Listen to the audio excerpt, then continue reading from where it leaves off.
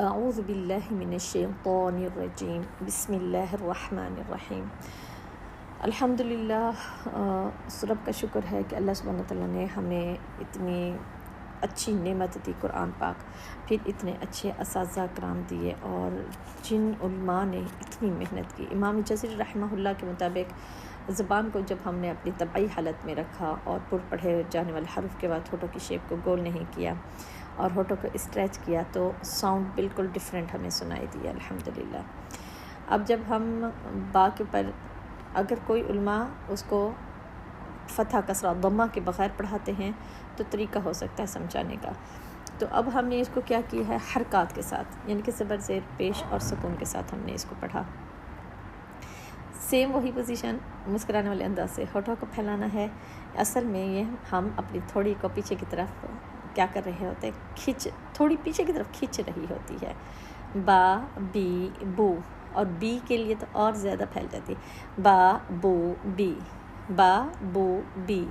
اور بی کے لیے اور زیادہ ہمارے ہونٹ پھیل گئے ہیں۔ فرنٹ کہاں پہ رہیے اس اپنی طبعی حالت کے مطابق، جس طرح امام جزری رحمہ اللہ ہمیں بہت سارے ان کے احکامات میں سے ہم دیکھتے ہیں، قواعد اور رولز جب ہم اس کو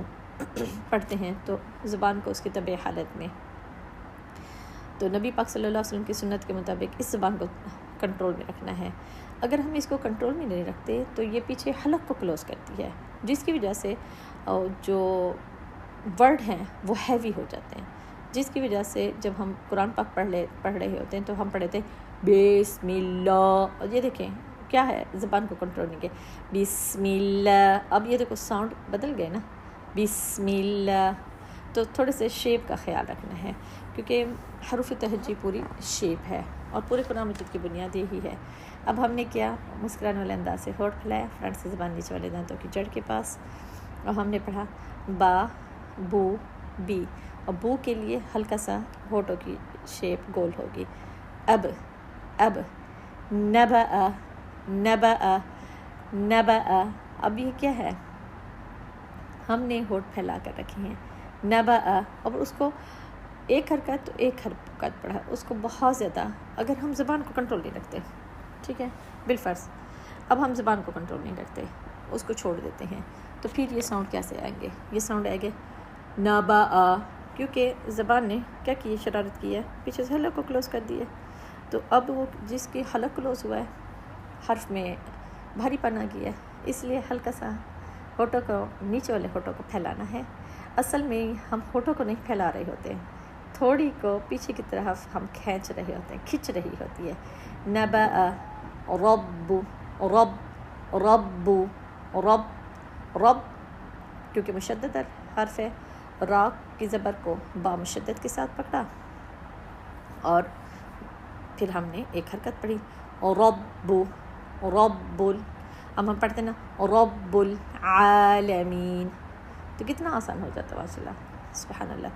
بآیاتی، اب زیر کا بآیاتی، اور ماشاء اللہ کتنا آسان ہو گیا، الف مد اب ادا ہو گئے، اور کھڑی زبر جو ہے وہ بھی دو حرکات، ایک الف کے برابر ہم اس کو کھینچ کر پڑھتے ہیں، بآیاتی بآیاتی، زبان کہاں پر رہی ہے، نیچے والے دانتوں کی جڑ کے پاس، بآیاتی۔ اب کسی حرف کے وقت یہ اوپر نہیں گئی، اس کو اس کی طبعی حالت میں ہم نے کنٹرول میں رکھا، قب قب اب اب اب، قب قبل قبل قبل، اب ہم نے قب قب قاف، اور پھر بات قبل قبل قبل، کتنا آسان ہو گیا، کتنا آسان، الحمدللہ کچھ بھی مشکل نہیں ہے۔ تھوڑا سا ہونٹوں کو اسٹریچ کرنا ہے، اصل میں ہم تھوڑی کو پیچھے کی طرف کھینچ رہے ہوتے، تھوڑی کھینچ رہی ہوتی ہے، پیچھے کھینچ رہے ہوتے نا، جیسے بآیات ربہم، جیسے نبأ ابراہیم ابراہیم، اب یہ کیا شیپ بن رہی ہے، ہونٹوں کو بالکل ایزی ریلیکس، لیکن زبان کو نیچے والی جڑ سے ہلنے نہیں دینا، یہ اوپر جائے گی واپس نیچے آئے گی۔ قوف کے لیے پیچھے سے یہ اٹھ رہی ہے، فوکس ہمارا فرنٹ پر رہے گا، اس کو صرف گرپ کرنے کے لیے، فوکس کرنے کے لیے، زبان اوپر نون کے لیے بھی جائے گی، طا کے لیے بھی جائے گی، مفخم حروف کے لیے بھی اوپر جائے گی، اور را کے لیے بھی اوپر گئی ہے، تو انشاءاللہ اس پر صرف گریپ کرنا ہے، ٹھیک ہے. سبحان ربک رب العزت عما یصفون وسلام علی المرسلین والحمد للہ رب العالمین.